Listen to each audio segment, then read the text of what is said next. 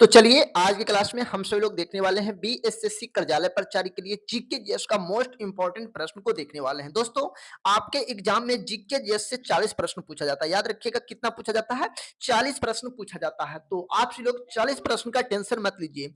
आप सभी लोग 40 प्रश्न का टेंशन मत लीजिए क्योंकि यहाँ पर 40 प्रश्न कराया जाता है रेगुलर क्लास में।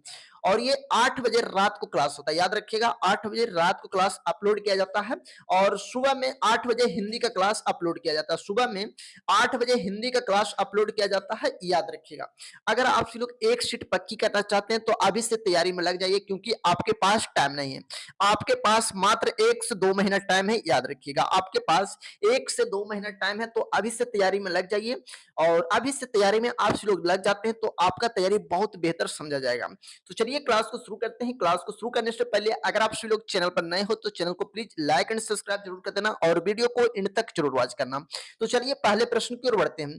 पहला प्रश्न कहता है पहला प्रश्न कहता है कि चोल राजाओं की राजधानी कहाँ थी। बेहद इंपॉर्टेंट प्रश्न है, याद रखिएगा। चोल राजाओं की राजधानी कहाँ थी, तो याद रखिएगा इसका सही जवाब हो जाएगा ऑप्शन सी तंजौर था। कहाँ था?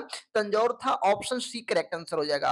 और याद रखिएगा ये प्रश्न पूछा जाने वाला है, याद रखिएगा। चोल राजाओं की राजधानी कहाँ थी, तो तंजौर थी। ऑप्शन सी करेक्ट आंसर हो जाएगा।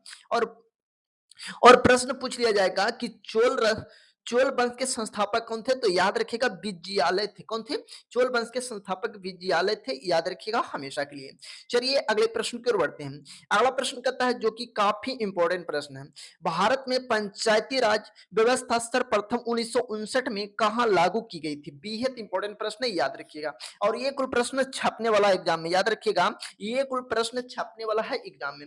प्रश्न कहता है कि भारत में पंचायती राज व्यवस्था सर्वप्रथम 1959 में कहां लागू की गई थी। बेहद इंपॉर्टेंट प्रश्न है। तो इसका सही जवाब हो जाएगा ऑप्शन ए नगौर में। नगौर कहां है, तो याद रखिएगा नगौर राजस्थान में। नगौर कहां है? राजस्थान में, याद रखिएगा। सर्वप्रथम पंचायती राज व्यवस्था राजस्थान के नगौर जिला में लागू किया गया था। कब लागू किया गया था, तो 2 अक्टूबर 1959 में, याद रखिएगा 2 अक्टूबर 1959 को लागू किया गया था, याद रखिएगा हमेशा के लिए। चलिए अगले प्रश्न की ओर बढ़ते हैं। अगला प्रश्न कहता है मानसरोवर झील कहाँ स्थित है। बेहद इंपॉर्टेंट प्रश्न है। मानसरोवर झील कहाँ पर स्थित है, तो याद रखिएगा इसका सही जवाब हो जाएगा मानसरोवर झील कहाँ, तो याद रखिएगा तिब्बत में। कहाँ है? तिब्बत में है, याद रखिएगा। मानसरोवर झील तिब्बत से निकलता है, याद रखिएगा हमेशा के लिए। और इसका सही जवाब हो जाएगा ऑप्शन ए हो जाएगा, याद रखिएगा हमेशा के लिए। चलिए जी अगले प्रश्न की ओर बढ़ते हैं। अगला प्रश्न कहता है आजाद हिंद फौज का गठन कब हुआ था। बेहद इंपॉर्टेंट प्रश्न है। आजाद हिंद फौज का गठन कब हुआ था, बेहद इंपॉर्टेंट प्रश्न है और ये कुल प्रश्न छपने वाला है एग्जाम में, याद रखिएगा। आजाद हिंद फौज का गठन कब हुआ था, तो याद रखिएगा इसका सही जवाब हो जाएगा 1942 में हुआ था। कब हुआ था? 1942 में हुआ था। ऑप्शन डी करेक्ट आंसर हो जाएगा। आजाद हिंद फौज का गठन कब हुआ था, तो 1942 में हुआ था। ऑप्शन डी करेक्ट आंसर हो जाएगा, याद रखिएगा हमेशा के लिए। और बात किया जाए कि आजाद हिंद फौज की स्थापना कहां हुआ था, तो सिंगापुर में हुआ था। कहां हुआ था? जापान के शहर है सिंगापुर में हुआ था, याद रखिएगा। और इसकी स्थापना किसने किया था, तो याद रखिएगा सुभाष चंद्र बोस ने किया था, याद रखिएगा। चलिए अगले प्रश्न की ओर बढ़ते हैं। अगला प्रश्न जो कि काफी इंपॉर्टेंट प्रश्न है, याद रखिएगा। अंतरराष्ट्रीय महिला दिवस किस तिथि को मनाया जाता है। देखिए दिवस से आपके एग्जाम में एक प्रश्न आना अनिवार्य है, याद रखिएगा। दिवस से एक प्रश्न आपके एग्जाम में आना अनिवार्य है। अंतरराष्ट्रीय महिला दिवस किस तिथि को मनाया जाता है, तो याद रखिएगा इसका सही जवाब हो जाएगा 8 मार्च को मनाया जाता है। अंतरराष्ट्रीय महिला दिवस किस तिथि को मनाया जाता है? 8 मार्च को मनाया जाता है। ऑप्शन ए करेक्ट आंसर हो जाएगा। किस तिथि को मनाया जाता है, तो 8 मार्च को मनाया जाता है। 21 जून को योगा दिवस मनाया जाता है। अंतरराष्ट्रीय योग दिवस मनाया जाता है, याद रखिएगा 21 जून को। चलिए अगले प्रश्न की ओर बढ़ते हैं। अगला प्रश्न कहता है जनगणना को संविधान के किस सूची में रखा गया। बेहद इंपॉर्टेंट प्रश्न है, याद रखिएगा। और याद रखिएगा ये कुल प्रश्न छपने वाला है एग्जाम में। जनगणना को संविधान की किस सूची में रखा गया है, तो याद रखिएगा संघ सूची में रखा गया। कहां रखा गया है? संघ सूची में रखा गया है, याद रखिएगा।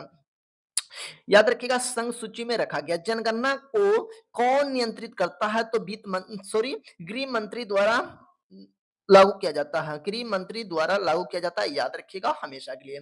चलिए जी अगले प्रश्न की ओर बढ़ते हैं। अगला प्रश्न कहता है राजस्थान की राजधानी कहाँ? बेहद इंपॉर्टेंट प्रश्न है। राजस्थान की राजधानी कहाँ? तो याद रखिएगा जयपुर है। कहाँ है? जयपुर है। राजस्थान की राजधानी कहाँ है? जयपुर है।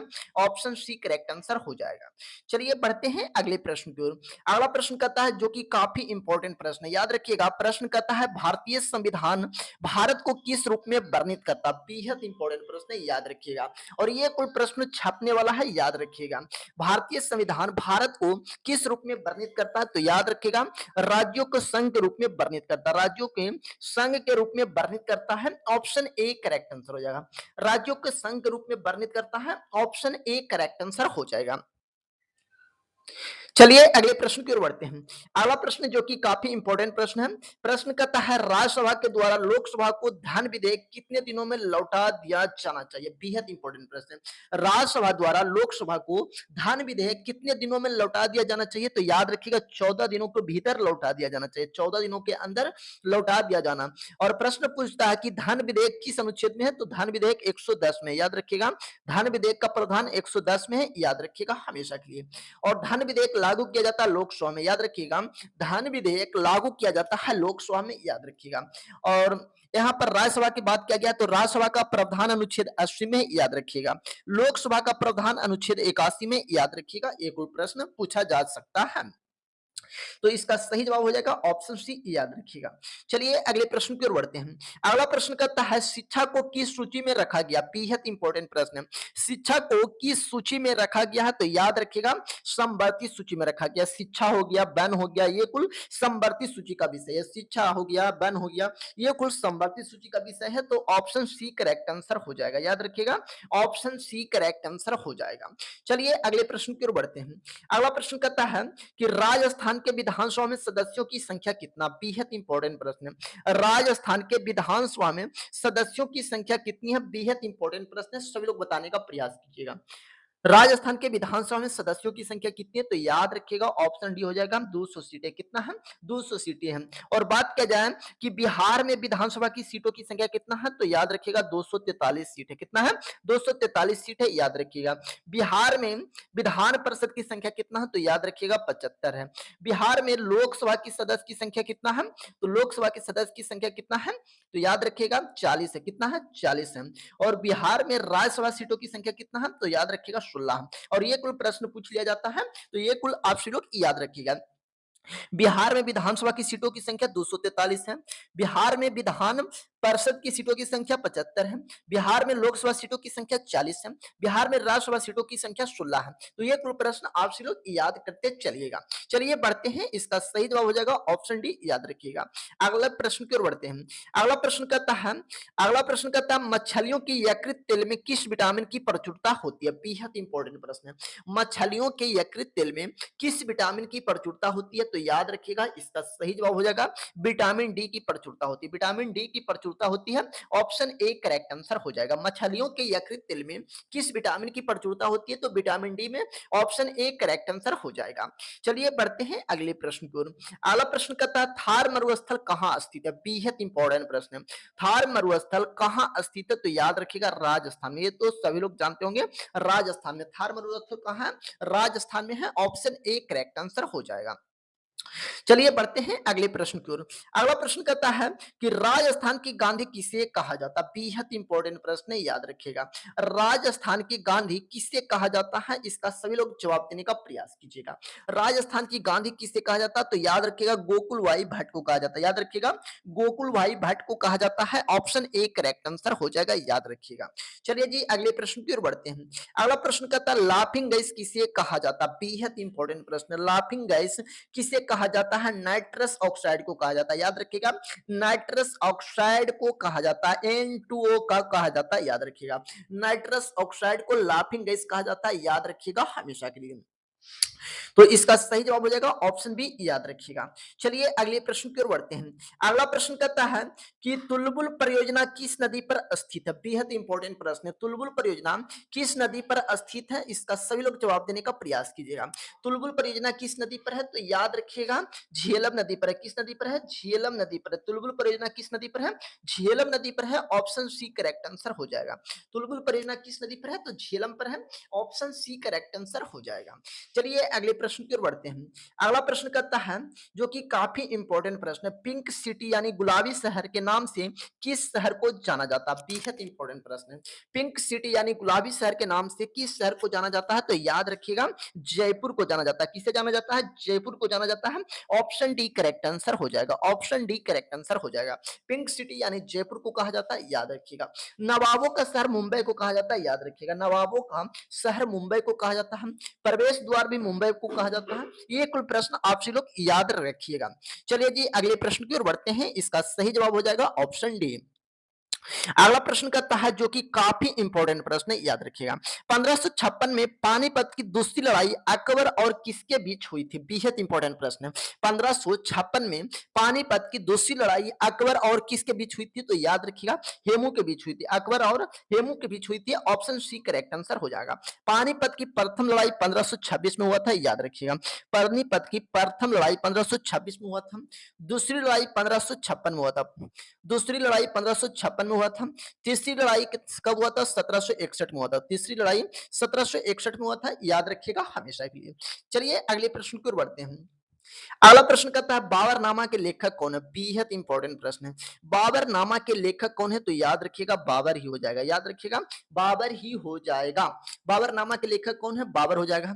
अकबरनामा के लेखक कौन है? ये प्रश्न बताइए। अकबरनामा के लेखक कौन है? अकबरनामा के लेखक कौन है? तो अबुल फजल है। कौन है? अबुल फजल है, याद रखिएगा। आप सभी को बता देते हैं अकबरनामा के लेखक कौन है? तो अबुल फजल है। तो बाबरनामा यहाँ पर पूछा गया है तो बाबर हो जाएगा। ऑप्शन डी करेक्ट आंसर हो जाएगा। चलिए अगले प्रश्न की ओर बढ़ते हैं। अगला प्रश्न कहता है जो कि काफी इंपॉर्टेंट प्रश्न है, मुद्राक्षस के लेखक कौन है? ये कई बार प्रश्न पूछा जा चुका है। मुद्राक्षस के लेखक कौन है? तो याद रखिएगा विशाख दत्त है। कौन है? विशाख दत्त है। कौन है? विशाख दत्त है। मुद्राक्षस के लेखक कौन है? तो विशाख दत्त है। ऑप्शन डी करेक्ट आंसर हो जाएगा। कौन हो जाएगा? ऑप्शन डी करेक्ट आंसर हो जाएगा। चलिए अगले प्रश्न की ओर बढ़ते हैं। अगला प्रश्न कहता है कि राज्यसभा का पदेन अध्यक्ष कौन होता है? बेहद इंपॉर्टेंट प्रश्न है, याद रखिएगा। और ये कोई प्रश्न एग्जाम में छपने वाला है, याद रखिएगा। राज्यसभा का पदेन अध्यक्ष कौन होता है? तो याद रखिएगा उपराष्ट्रपति होता है। कौन होता है? उपराष्ट्रपति होता है, याद रखिएगा हमेशा के लिए। उपराष्ट्रपति का प्रावधान अनुच्छेद 63 में, किसमें है? अनुच्छेद 63 में। राष्ट्रपति का प्रावधान अनुच्छेद 52 में है, याद रखिएगा। प्रधानमंत्री 75 में है, याद रखिएगा। मुख्य न्यायाधीश किसमें है? तो मुख्य न्यायाधीश 124 में, याद रखिएगा। सर्वोच्च न्यायालय 124 में, याद रखिएगा। सर्वोच्च न्यायालय 124 में, याद रखिएगा। तो इसका सही जवाब हो जाएगा ऑप्शन सी हो जाएगा, याद रखिएगा। ऑप्शन सी हो जाएगा, याद रखिएगा। चलिए अगले प्रश्न की ओर बढ़ते हैं। अगला प्रश्न कहता है कि भारत छोड़ो आंदोलन का नारा किसने दिया था? बेहद इंपॉर्टेंट प्रश्न है। भारत छोड़ो आंदोलन का नारा कब दिया गया था? तो 1942 में दिया गया था, याद रखिएगा। 1942 में दिया गया था। भारत छोड़ो आंदोलन का नारा किसने दिया था? तो याद रखिएगा भारत छोड़ो आंदोलन का नारा महात्मा गांधी ने दिया था। किसने दिया था? महात्मा गांधी ने दिया था। ऑप्शन ए करेक्ट आंसर हो जाएगा। चलिए जी बढ़ते हैं अगले प्रश्न की ओर। अगला प्रश्न कहता है कि राजस्थान के किस शहर को राजस्थान का हृदय कहा जाता है? बेहद इंपॉर्टेंट प्रश्न है। राजस्थान के किस शहर को राजस्थान का हृदय कहा जाता है? तो याद रखिएगा अजमेर शरीफ को कहा जाता है। अजमेर शरीफ को राजस्थान का हृदय कहा जाता है। अजमेर शरीफ को राजस्थान का हृदय कहा जाता है। ऑप्शन सी करेक्ट आंसर हो जाएगा, याद रखिएगा। ऑप्शन सी करेक्ट आंसर हो जाएगा। चलिए बढ़ते हैं अगले प्रश्न की ओर। अगला प्रश्न कहता है सुंडा जल डमरू मध्य किनके बीच है? बेहद इंपॉर्टेंट प्रश्न है। सुंडा जल डमरू मध्य किनके बीच स्थित है? सभी लोग बताने का प्रयास कीजिएगा। सभी का आंसर आना चाहिए। सुंडा जल डमरू मध्य किनके बीच स्थित है? तो याद रखिएगा इसका सही जवाब हो जाएगा जावा और सुमात्रा के बीच है। किसके बीच है? जावा और सुमात्रा के बीच है, याद रखिएगा हमेशा के लिए। ऑप्शन ए करेक्ट आंसर हो जाएगा। चलिए अगले प्रश्न की ओर बढ़ते हैं। अगला प्रश्न कहता है कि दिलवाड़ा का जैन मंदिर कहाँ पर स्थित है? बेहद इंपॉर्टेंट प्रश्न है। दिलवाड़ा का जैन मंदिर कहाँ है? तो याद रखिएगा राजस्थान में। कहाँ है? दिलवाड़ा का जैन मंदिर कहाँ है? राजस्थान में। याद रखिएगा हमेशा के लिए। दिलवाड़ा का जैन मंदिर कहाँ पर है? तो राजस्थान में है। ऑप्शन ए करेक्ट आंसर हो जाएगा, याद रखिएगा। चलिए बढ़ते हैं अगले प्रश्न की ओर। अगला प्रश्न कहता है कि अंतिम मुगल बादशाह कौन था? बेहद इंपॉर्टेंट प्रश्न है। अंतिम मुगल बादशाह कौन सा? तो याद रखिएगा बहादुर शाह जफर यानी द्वितीय था। याद रखिएगा बहादुर शाह जफर यानी द्वितीय था। याद रखिएगा कहीं पर बहादुर शाह जफर द्वितीय था। ऑप्शन सी करेक्ट आंसर हो जाएगा, याद रखिएगा हमेशा के लिए। चलिए अगले प्रश्न की ओर बढ़ते हैं। अगला प्रश्न कहता है एंजाइम मूल रूप से क्या होता है? बेहद इंपॉर्टेंट प्रश्न है। एंजाइम मूल रूप से क्या होता है? तो याद रखिएगा एंजाइम मूल रूप से प्रोटीन होता है। क्या होता है? प्रोटीन होता है। एंजाइम मूल रूप से क्या होता है? प्रोटीन होता है। ऑप्शन डी करेक्ट आंसर हो जाएगा। क्या होता है? प्रोटीन होता है। ऑप्शन डी करेक्ट आंसर हो जाएगा। चलिए जी अगले प्रश्न की ओर बढ़ते हैं। अगला प्रश्न कहता है जो कि काफी इंपॉर्टेंट प्रश्न है, विश्व स्वास्थ्य दिवस किस तिथि को मनाया जाता है? बेहद इंपॉर्टेंट प्रश्न है और ये कुल प्रश्न एग्जाम में छपने वाला है, याद रखिएगा। आप सब लोग नोट कर लीजिएगा, ये कुल एग्जाम में छपने वाला प्रश्न है। विश्व स्वास्थ्य दिवस किस तिथि को मनाया जाता है? तो याद रखिएगा 7 अप्रैल को मनाया जाता है। किस तिथि को मनाया जाता है? 7 अप्रैल को मनाया जाता है। ऑप्शन बी करेक्ट आंसर हो जाएगा। ऑप्शन बी करेक्ट आंसर हो जाएगा, याद रखिएगा हमेशा के लिए। चलिए बढ़ते हैं अगले प्रश्न की ओर। अगला प्रश्न कहता है कि भारत में एकमात्र ब्रह्मा मंदिर कहां पर स्थित है? बेहद इंपॉर्टेंट प्रश्न है। भारत में एकमात्र ब्रह्मा मंदिर कहां पर स्थित है? तो याद रखिएगा ये चित्तौड़गढ़ में। ब्रह्मा मंदिर कहां है? तो याद रखिएगा चित्तौड़गढ़ में। कहां है? चित्तौड़गढ़ कहां? तो राजस्थान में। याद रखिएगा चित्तौड़गढ़ कहां है? राजस्थान में है। तो यहाँ पर ऑप्शन बी करेक्ट आंसर हो जाएगा। चलिए जी बढ़ते हैं अगले प्रश्न की ओर। अगला प्रश्न कहता है कि 2.5 दिन का झोपड़ा का मस्जिद कहाँ पर स्थित है? बेहद इंपॉर्टेंट प्रश्न है। 2.5 दिन का झोपड़ा का मस्जिद कहाँ पर स्थित है? तो याद रखिएगा इसका सही जवाब हो जाएगा 2.5 दिन का झोपड़ा का मस्जिद कहाँ है? तो याद रखिएगा इसका सही जवाब हो जाएगा ऑप्शन बी अजमेर में है। याद रखिएगा अजमेर में है। 2.5 दिन का झोपड़ा का मस्जिद कहाँ पर है? तो अजमेर में है। ऑप्शन बी करेक्ट आंसर हो जाएगा। ऑप्शन बी करेक्ट आंसर हो जाएगा, याद रखिएगा हमेशा के लिए। चलिए जी बढ़ते हैं अगले प्रश्न को। अगला प्रश्न कहता है अगला प्रश्न कहता है विजयनगर के आवेश किस नदी के तट पर स्थित है? बेहद इंपॉर्टेंट प्रश्न है। विजयनगर के अवशेष किस नदी के तट पर है? तो याद रखिएगा इसका सही जवाब हो जाएगा तुंगभद्रा। तुंगभद्रा। विजयनगर कहाँ? तो याद रखिएगा कर्नाटक में। कहाँ है? विजयनगर की राजधानी कहाँ हुआ था? तो याद रखिएगा हम्पी था। विजयनगर की राजधानी हम्पी में था, याद रखिएगा। विजयनगर की स्थापना 1336 में हुआ था। याद रखिएगा 1336 में हुआ था, याद रखिएगा। विजयनगर की स्थापना किसने किया था? तो हरियर एवं बुक्का दो भाइयों ने किया था। इस बात को भी याद रखिएगा। विजयनगर की स्थापना हरियर एवं बुक्का ने दो भाइयों ने मिलकर किया था, याद रखिएगा। और विजयनगर की अब किस नदी पर है? तो तुंगभद्रा नदी पर। तुंगभद्रा नदी कहाँ? तो याद रखिएगा कर्नाटक में। तुंगभद्रा कहाँ? कर्नाटक में है, याद रखिएगा। तो इसका सही जवाब हो जाएगा ऑप्शन डी, याद रखिएगा। चलिए अगले प्रश्न की ओर बढ़ते हैं। अगला प्रश्न कहता है लिंगराज का मंदिर किस स्थान पर है? बेहद इंपॉर्टेंट प्रश्न है। लिंगराज का मंदिर किस स्थान पर है? तो याद रखिएगा इसका सही जवाब हो जाएगा ऑप्शन ए भुवनेश्वर में। लिंगराज का मंदिर कहाँ? भुवनेश्वर में है। ऑप्शन ए करेक्ट आंसर हो जाएगा। याद रखिएगा लिंगराज का मंदिर कहाँ पर है? तो भुवनेश्वर में है। और लिंगराज मंदिर भुवनेश्वर कहाँ? तो उड़ीसा में। कहाँ? उड़ीसा में है, याद रखिएगा। तो चलिए अगले प्रश्न की ओर बढ़ते हैं। अगला प्रश्न कहता है कि पटाखा किस देश की मुद्रा? बेहद इंपॉर्टेंट प्रश्न है। पटाखा किस देश की मुद्रा है? तो याद रखिएगा इसका सही जवाब हो जाएगा मकाऊ का। पटाखा किस देश की मुद्रा है? तो याद रखिएगा मकाऊ का। जापान की मुद्रा का क्या नाम है? येन है। जापान की मुद्रा का नाम येन है।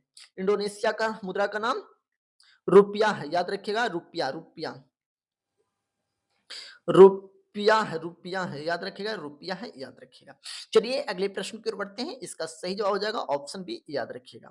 अगला प्रश्न कहता है कि अर्थशास्त्र के जनक किसे कहा जाता है? बेहद इंपॉर्टेंट प्रश्न है। अर्थशास्त्र के जनक किसे कहा जाता है? तो याद रखिएगा किसे कहा जाता है? तो एडम स्मिथ को कहा जाता है। किसे कहा जाता है? एडम स्मिथ को कहा जाता है। अर्थशास्त्र के जनक किसे कहा जाता है? तो एडम स्मिथ को कहा जाता है। ऑप्शन ए करेक्ट आंसर हो जाएगा। चलिए जी अगले प्रश्न की ओर बढ़ते हैं। अगला प्रश्न कहता है अगला प्रश्न कहता है कि बाण भट्ट किसके दरबारी कवि थे? बेहद इंपॉर्टेंट प्रश्न है। बाण भट्ट किसके दरबारी कवि थे? तो याद रखिएगा हर्षवर्धन के थे। याद रखिएगा हर्षवर्धन के थे, याद रखिएगा हर्षवर्धन के दरबारी कवि थे। बाणभट्ट हर्षवर्धन के दरबारी कवि थे। ऑप्शन सी करेक्ट आंसर हो जाएगा, याद रखिएगा, ऑप्शन सी करेक्ट आंसर हो जाएगा। समुद्रगुप्त गुप्त वंश से संबंधित है।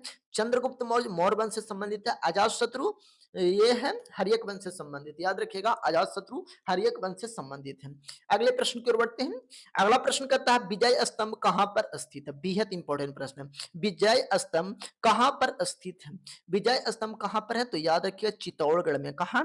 चित्तौड़गढ़ में। विजय स्तंभ कहां है? चित्तौड़गढ़ में है, याद रखिएगा हमेशा के लिए। ऑप्शन सी करेक्ट आंसर हो। चित्तौड़गढ़ कहां? तो याद रखिएगा राजस्थान में। चित्तौड़गढ़ कहां? राजस्थान में, याद रखिएगा। चलिए अगले प्रश्न की ओर बढ़ते हैं। अगला प्रश्न कहता है, अगला प्रश्न कहता है कि पोखरण में प्रथम बार परमाणु प्रशिक्षण कब किया गया था? बेहद इंपॉर्टेंट प्रश्न है।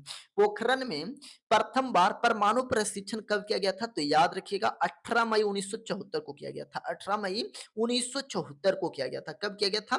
तो 18 मई 1974 को किया गया था। ऑप्शन बी करेक्ट आंसर हो जाएगा। चलिए जी बढ़ते हैं अगले प्रश्न की ओर। अगला प्रश्न कहता है कि राष्ट्रीय आय का आकलन कौन करता? बेहद इंपॉर्टेंट प्रश्न। राष्ट्रीय आय का आकलन कौन करता? तो याद रखिएगा केंद्रीय सांख्यिकी संगठन करता है, याद रखिएगा, केंद्रीय सांख्यिकी संगठन करता है। ऑप्शन डी करेक्ट आंसर हो जाएगा, याद रखिएगा, ऑप्शन डी करेक्ट आंसर हो जाएगा। चलिए जी बढ़ते हैं अगले प्रश्न की ओर। अगला प्रश्न कहता है कि भारत में पहली बार सोने के सिक्के किसने जारी किया था? बेहद इंपॉर्टेंट प्रश्न है। भारत में पहली बार सोने के सिक्के किसने जारी किया था? तो याद रखिएगा हिंद यूनानियों ने किया था, याद रखिएगा, हिंद यूनानियों ने कराया था, याद रखिएगा। शुद्ध सोने के सिक्के कुषाणों ने चलाया था। सबसे ज्यादा सोने के सिक्के किसने चलाया था? तो गुप्त ने चलाया था, याद रखिएगा, गुप्त ने चलाया था, याद रखिएगा। लेकिन इसका अशुद्ध माना जाता है, अशुद्ध सिक्के थे, लेकिन सबसे शुद्ध सिक्का कुषाणों का था, याद रखिएगा। और सबसे पहले पूछा जाएगा तो हिंद यूनानियों ने किया था। ऑप्शन सी करेक्ट आंसर हो जाएगा। चलिए अगले प्रश्न की ओर बढ़ते हैं। अगला प्रश्न कहता है कि रोम शहर किस नदी के तट पर स्थित है? बेहद इंपॉर्टेंट प्रश्न है। रोम शहर किस नदी के तट पर है? तो याद रखिएगा रोम शहर किस नदी पर है? तो टाइबर नदी के तट पर है। किस नदी पर है? टाइबर नदी के तट पर है। रोम शहर किस नदी के तट पर स्थित है? तो टाइबर नदी के तट पर है। ऑप्शन ए करेक्ट आंसर हो जाएगा, याद रखिएगा, ऑप्शन ए करेक्ट आंसर हो जाएगा। तो याद रखिएगा ये था बीएसएससी कार्यालय परिचारी का टोटल 40 प्रश्न, जो कि काफी इंपॉर्टेंट एंड सिलेक्टेड प्रश्न था। आप लोग रेगुलर क्लास कीजिए, आप लोग विश्वास करके रेगुलर क्लास कीजिए। जीके जीएस और हिंदी का, जीके जीएस और हिंदी का यहाँ से ही प्रश्न छपने वाला है, याद रखिएगा। आप लोग विश्वास करके डेली क्लास कीजिए और कमेंट बॉक्स में बताने का प्रयास कीजिए कि मैं डेली क्लास करता हूं सर, आप तो बहुत अच्छा लगेगा। अगर आप लोग जीके जीएस और हिंदी का टेंशन लेते हैं तो इस हमारे पर छोड़ दीजिए। जीके जीएस और हिंदी का टेंशन हमारे पर छोड़ दीजिए, आपको हम पार करवाएंगे जीके जीएस और हिंदी में। तो आप लोग विश्वास करके डेली क्लास कीजिए और तब देखिएगा जीके जीएस और हिंदी कितना मजबूत हो जाएगा आपसी का। तो चलिए फिर मिलते हैं अगले क्लास में, तब तक के लिए जय हिंद जय भारत।